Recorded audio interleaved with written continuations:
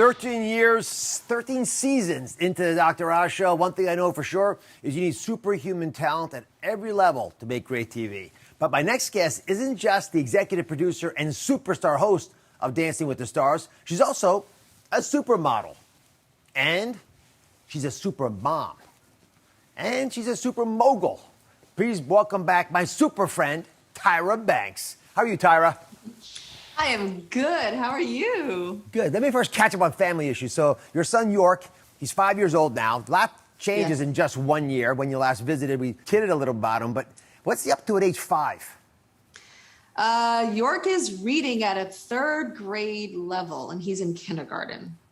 So, yeah, he is much better in school than I was. I was a nice, average student, but he is a stratospheric. So I'm like catching up with him constantly. He's correcting me all the time, loves science, and he's pretty special. A lot of energy. Well, he got it from his mom, I'm sure. He's already showing lots of talent. You actually posted this video of him singing about his snack time. Look at this. It's so cute. Bacon and cheese and peppers on lettuce. Woo! Yeah, that's good. Bacon and cheese and peppers on lettuce. Bacon and cheese and peppers on lettuce. Oh, yeah, the country South accent, too. I like that, baby. You got it all going on, a little Southern. I love a lettuce wrap rap. I mean, what could be better than that? Is there a recording? Lettuce rap. Mm-hmm. We go back and forth. He likes his bread now, but he likes lettuce. And it's so funny. We live with my mom, and my mom is always like, she just like spoils him. Dr. Oz, help me. Like, she's like, oh, he wants a hot dog. Well, we're going to have Thai food, but he's having a hot dog. I'm like, Mama, I want my child's palate to be, the world, not just this country's palate. So we're fighting with that, Dr. Oz. What do I do? Well, I got news for you. As a grandfather, I know what your mom knows, which is she can always give York back. So Exactly. all right. Exactly. I got to say, I love that you're spreading joy at snack time. I think as much as your mom will have influence, you'll have even more. And I love that you're teaching them about healthy eating. I'll give you an example. Yes. That little lettuce wrap, and the reason I liked it, I talked about it on the show, is because lettuce is almost all water, right? 96%. So it's 12 calories compared to 310 calories with the sandwich wrap. That bread you mentioned, he may be tasting because of your mom. But I like the fact also it holds up well, so you can get creative. So either way, York's got the best of both worlds. Yeah, and he still loves bacon. That is his favorite thing in the world is bacon because it reminds him of his grandmama. And we love some bacon up in this house, but it's like, let's mix it up. I mean, I have an ice cream company and we love ice cream. We're not eating a pint a night, but it's knowing how to just moderation. Well, York's lucky to have you. I'm sure your mom's proud as well. You were just featured in The Cut. It's a great journal. It's for an article they wrote on the pioneering black supermodels who helped change the fashion industry. And I got curious when I was looking at the article that you said you felt more accepted in France than the U.S. at the beginning of your career. Why is that? Yeah, I've likened it to Josephine Baker, that Josephine Baker had to go to Paris to be accepted and to be like, this huge star. That would not have happened to me in the early 90s if I just stayed in America. So I was discovered, whisked off to Paris, and wasn't even used to being called beautiful walking down the street in this country. I remember Caucasian men, white men looking at me like this, like, oh, I kind of can look at her, but I can't really look at her, And then you go to Europe and they're like, très jolie, très belle, and on the covers of magazines and all kinds of runways. And then that acceptance from France then made my own country, the United States, say, oh, okay, now maybe we'll put her on a magazine cover, and maybe we'll put her on some runways, and maybe we'll do this. But another country had to do that. And so I give kisses and love to France for seeing the beauty of Black women when America did not. How has fashion changed since you began your trailblazing career? Do you still sense that even to this day? Oh my gosh, it is so different. You see Black models, Asian models, Latina models, all different types of beautiful colors of this world, as well as shapes. So before we used to fight for just different races, different colors, different backgrounds, and then when I started my own TV show, I fought for different body types. And now modeling agencies are representing short, tall, thick, thin, juicy, jiggly, tight, firm, like everything. And this is something that I have been talking about for decades, but I never thought that I would see it in my lifetime. But it is here. A lot of adjectives there. There's one place, though, I got to say, it's sort of iconic as someone who grew up loving Sports Illustrated. The swimsuit edition was always unique, and you were the first black woman to be on the cover of Sports Illustrated swimsuit edition. And then this year, pretty cool, you interviewed Megan Thee Stallion in a hot tub about her being the first female rapper to ever be on SI swimsuit cover. Wait, bring us all up to date on that. What was that like even just sitting there? Yes, well, I love a first because it means you're opening the door for somebody else. So me being the first black woman, I never dreamed about it. There was a young girl by the name of Danielle Harrington that saw me on the cover of Sports Illustrated, and so she dreamed about it. And then cut to 10 years later, she was on the cover years ago. Megan Thee Stallion, first of all, just being asked to interview her, I was like, heck yeah. But then the day before, she was like, she wants to do it in a hot tub. And I was like, what? A hot tub? What? We got microphones and what? And I was so nervous. I was like, are we going to be twerking? I'm not a big twerker. Like, I was so nervous, but also game. I used to host a show, Dr. Oz. So I know, you got to just go. And I got in that damn hot tub with her. And the thing is, I was wearing a swimsuit, but it had long sleeves and kind of like sequins on it. And the whole world thinks that I am in the hot tub in a long gown or pants. But I just want to tell everybody that is a swimsuit. I ain't crazy. Well, I'm glad you clarified. I thought that, by the way, when I saw it. I said, what is Tyra doing? And you mentioned your talk show. My daughter Daphne's first national exposure was on your talk show. So you were way ahead of the curve. Thank you for doing that. Yes, I remember that so many years ago. I actually remember her face, like blonde hair, side part. I remember her exactly. And that was her first. Where you're kind of... Like, hey, girl. Right, because you're ushering in new generations. And I am curious. I mean, you mentioned the role what you experienced, but the role you played, I don't think people appreciate it. What does it mean to you to be able to usher in someone like Megan, to allow her to have a dream of what she went through being on the cover? Yeah, I always say that when you're first, you get the cuts, you get the scrapes, you get the bruises. You're going through that jungle and you're like getting this just pain and tribulation but it's for other people to not have to feel that and to not have to go through that.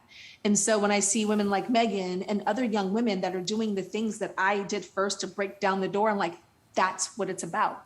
It was about being paid less. It was about just so many crazy things, not paid less for Sports Illustrated, by the way, they were very fair, but just in general in the fashion industry. So I'm happy. I'm happy to be a pioneer. Because I do see that door it's not all the way open, but it's a hell of a lot more open than it was. Well, you're the first in many things, even outside of beauty. And I love that you're open, you're willing to talk about anything, and you show your vulnerabilities. All right, so coming up, Tyra's #1 beauty secret for all of you watching. Plus, she reveals the truth behind a Dancing with the Stars controversy. I'm back with Dancing with the Stars host and executive producer, Tyra Banks. One of the many things I love about you is your willingness to talk about anything. I mean, anything. And you show your vulnerability. So you shared these photos of yourself recently with no wig and no makeup on Instagram. And then you earned a ton of praise appropriately for women for revealing yourself. How freeing is it to be able to show off moments like this? I love it. And I've been in this industry for a long time before there was even cell phones. I know that sounds crazy. Yeah, y'all, before cell phones. And there also was no social media back then. Yeah. So we had to rely on the press to get our truth out. And then you would do an interview, not like this, Dr. Oz, where you hear me talking, but an interview and it's printed and it's like, I didn't say that. What the hell is that? And so now to have social media and to have that freedom and to be able to be myself sometimes, or to be able to be what Cindy Crawford calls the thing, which is this thing all dressed up. It's fun, but at the same time, it's also liberating. It can also be stressful too. Oh, I'm but sure. It's all the emotions. So what's your advice to the many women watching right now who might get anxiety thinking about going to the grocery store with gray hair showing or with no makeup on and being seen in public? We ain't got time to be getting all done up all the time.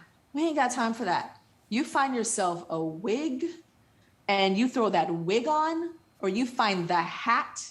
You get your go-to I don't care outfit. And by that, what that means is it's just in the closet. It's I don't care, but it's kind of cute so that if you get caught out there with your former ex-boyfriend that was on the football team and you're looking crazy, at least you have on your I don't care outfit, which means I care a little bit. Right. But At the same time, who gives a damn? Especially right now when we're still kind of confined to our homes in a way. I mean, of course, there's freedom. We're going out, there's vaccinations, but there's still the more safety in our houses, which means that we're actually more casual when we go out. I kind of don't care. And the paparazzi get me looking crazy. And I get embarrassed for a second and I'm like, oh, well, that's the real me. One place you look beautiful all the time is on Dancing with the Stars. The 30th season just began. It's Tyra's second season leading the show. And she figured out a secret to making things extra successful last season. And it has to do with her feet. So, Tyra, I've got a little demonstration here, but I want you to spill the secret. I want to hear your words. Okay. Shall I tell you right now what the secret is? Yep. Tell the secret. The secret is I wear sneakers underneath my big dresses. Is that what you're talking about? Yes. Gasp. How is that possible? How'd you figure it out? Dr. Oz, the first couple of shows, it's not just a straight walkout. There are stairs that I have to go down. And so I didn't fall, but I felt like falling for a couple of times. And I was like, you know what? Enough of that. I'm going to wear sneakers every now and then. Last season, if you stared at my feet, you saw some sneakers. So this year, we're going to bedazzle them. So You'll see a little flash of sparkle. Just no sneakers. Yeah, let me show you this. I made a little demonstration. I want everyone at home to appreciate this as well. I love, as a doc, that you're doing this because in traditional heels, right, you're actually standing on a thin pillar, which makes you naturally unstable, right? And because of this pillar, let me get rid of the shoe, you actually are putting a ton more pressure on your toes. It looks like that with little bones in there, right? So the ball of your foot, right, is getting all the pressure as you're tiptoeing around. That causes pain, inflammation, hammer toe, bun the onions, things you don't want to talk about, right? Now, that's not the ideal. But people do it and torture themselves. But if you're hosting a big-time show, flats make sense because they have a nice wide surface, right, to stand on. You can walk downstairs. It makes it easier to balance. And this is the part I love, as a doctor, you take the pressure off the toes. So that means you can actually balance a lot of the pressure back towards the heels. And you can walk like this, like we're supposed to have walked, without being aches and pains. Now, let me ask you a question about this. Did your performance change because you were comfortable in your shoes? Something that actually, even bedazzled, we probably won't see most of the time. Yes, my performance changed and it was better. When I am balancing in heels, I have to kind of grip my foot or else I'll just keep sliding through and have a very narrow foot.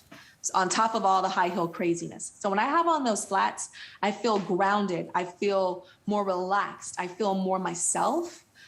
So I think it makes a better host. I also notice, I'm not very social. I don't like kind of going out and doing small talk. And so if I go to a social gathering and I have on high heels, I just want to go home. I don't want to talk to anybody. I just want to say hi and get the hell out of there. I went to a Grammys party many years ago and I wore flat sandals with this beautiful Chinese dress. And I stayed until the party was over. And I didn't understand why. And then I realized it was my feet. They were comfortable. Oprah would walk out on that big stage in Chicago with sneakers on, take them off and put on the high heels and sit in the chair. And she said it just... She knows what's up. She knows she made her a better host because she was in a good mood. So last season of Dancing with the Stars, no matter your footwear, you showed incredible poise, I thought, and professionalism after an error caused you to accidentally tell a couple, and this was horrible to watch, but I understand how it happens, that you told a couple that they were safe when they were actually in jeopardy. Now, I know everyone listening at home, it's crazy to have people talking in your ears. They've got cards, information. The teleprompter might not be right. So how hard was it in the aftermath of all that controversy? It actually wasn't hard for me because I was told the card was wrong. So I'm reading what was given to me. And what the world doesn't see is that the card was wrong. So I didn't write the card. So as much as people are like, oh my gosh, Tyra made a mistake, I'm like, Tyra didn't make a mistake. What I get hired for as a host, and even you, Dr. Oz, why we are hosts of television is not for when things go great. It's for when things go wrong. Yeah. When you have a guest that is not talking and going, yep, Dr. Oz, yeah, my foot hurts. Yeah, it hurts. Yes. It's your job. It's like, wait, we're not going to let them mess up this segment, right? We have to make this keep going. And so there was a huge mistake, but it is my job as a host to stay calm and to stay collected. The world doesn't hear all the crazy stuff happening in my ear with these things that we have in our ear with the stage managers and stuff. And so that's just what it is. And there could be things that happen again that are not my fault. But it is my job as a host to keep the show going. Well, it's live. You don't have a there's no trapeze. Right? Yes. There's no safety net. These days, Yes. and look, we both lived through this. A show is lucky to even get 5 years, 5 seasons. But you're leading the 30th season of Dancing with the Stars. What's that like?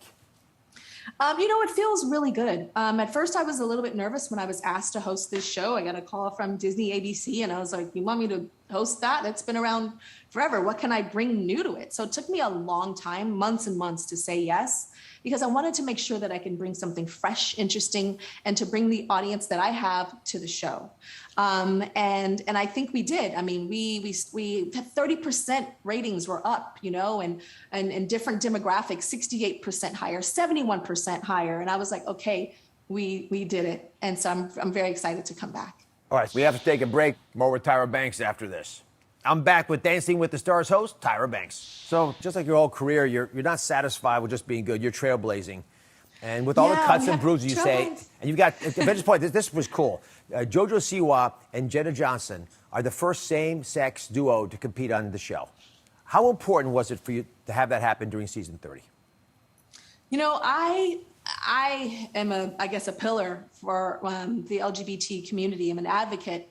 I grew up in the fashion industry, surrounded by beautiful people in the LGBTQ community. It just is a part of who I am. So to see this and to see the bravery and the beauty that Dancing with the Stars, a show that is so mass, it is so Americana, from conservative to liberal America, they are putting this on television and to show that love is love. And JoJo and Jenna are very brave, because they're going to get a lot of love and they're going to get a lot of challenge and a lot of, let's just keep it real, right? It's already happening, but she's first. And as I said, she's going to get the cuts and the bruises, but it's all worth it, because those create the most beautiful scars, and she's going to open the door to other people where they won't have to ever feel that. So she is a true trailblazer. She's changing the world, JoJo is, and Jenna. Tyra, many years from now, when you and I are both retired, what do you want York to say about you? I want York to say, yeah, my mom, she used to be a model thing or whatever, but, she's now an ice cream, just magnet. She is an ice cream mogul. Ice cream mogul. And my family, we are a family of ice cream, all kind of ice cream. We got normal, super premium. We got low sugar. We got vegan. We got keto. We got all the ice creams for everybody. That's what I want him to say. Tyra, I love, and that she loves to change the world and help other people reach their dreams. As well. Tyra, I love being with you. Good luck to you. Thank you.